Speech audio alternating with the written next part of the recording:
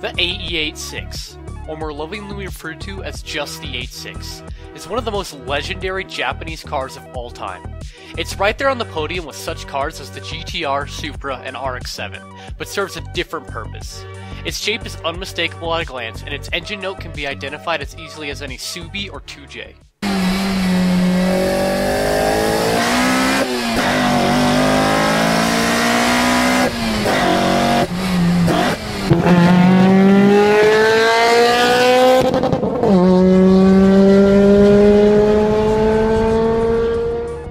Its platform is unique and fills a niche market of drifting with ease. Many people will see the 86 as just a normal 80s Corolla, but true enthusiasts know it is much more than that. In today's video, we will take an in-depth look at what makes an 86 what it is.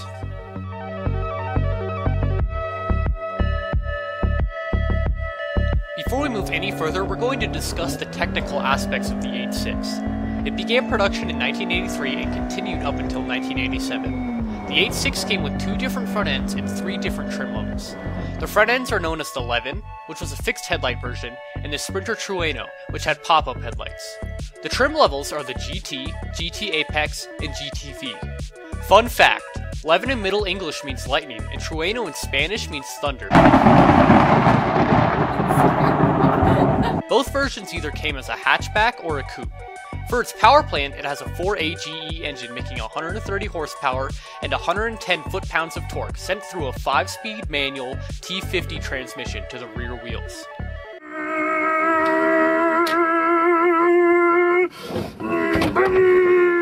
The 4AGE in the 86 also featured T-Viz, a form of variable intake system created by Toyota that increases airflow at the top of the rev range and increases power. If you'd like to learn more about that, I recommend you take a look at regular car reviews video about the 86. In terms of handling, the 86 had ventilated disc brakes on all 4 wheels, MacPherson style independent front suspension, and 4-link live axle with coil springs in the rear. It also featured both rear and front sway bars. This kept the cornering tight and controllable, even when drifting.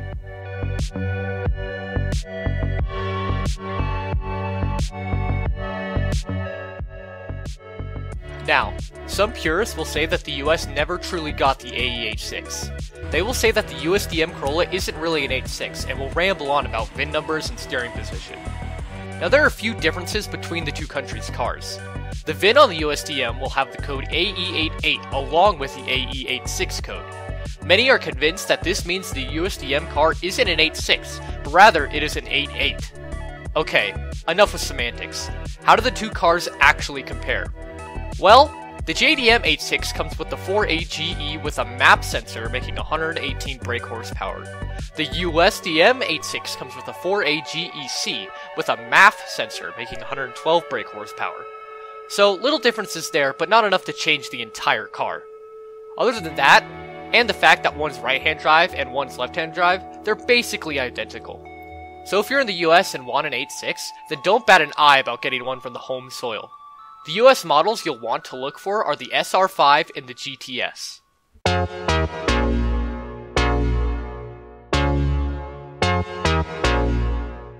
The AE86 was the car of choice for many rally and circuit racing drivers.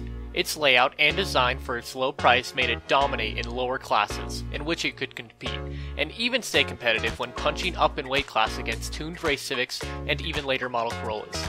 In the late 80s, Keiichi Tsuchiya, otherwise known as the Drift King, or Dorikin, began to use the 86 on mountain passes to show off the new sport of drifting. He culminated these skills into a video known as the Drift Pluspy video, which after its release ended up getting his racing license suspended, supposedly. After Pluspy exploded in popularity, it inspired many copycats and street racers across Japan to use the 86 and to try out this new drifting on local mountain passes. What would a video about the 86 be without mentioning Initial D? It's arguably the reason that the AE86 is so popular even with people who aren't into cars. It reflects the classic story of the underdog punching above his weight class and showing them you don't need an expensive and powerful car to win a race, just pure driving skill. Takumi, our main character in Initial D, really knows how to use his dad's 86 GT Apex and is able to beat every opponent that comes his way with pure driving skill and the precision of the AE86 itself. Believe it or not, Initial D isn't just some glorified fantasy show about Japanese street racers. It is based on real Japanese Touge racers, known locally as Hashiraya, who actually raced on the real Akina, known as Mount Haruna. These racers would actually race each other to defend their territory and protect their car clubs from losing respect.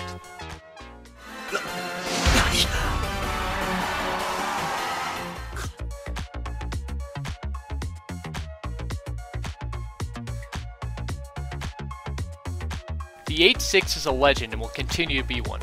Even with the introduction of the new GT86, the AE86 will never be topped. It is a living legend in the car world, with its use by the Drift King himself, Keiichi Tsuchiya, and its use by Takumi in Initial D. That's it for today's video. I'm starting on a new series with this video where I analyze different model cars and what makes them so good. I apologize for my terrible Japanese pronunciation throughout this video. If you have an idea for the next video, or just want to say how I did on this one, leave a comment below. Thanks for watching.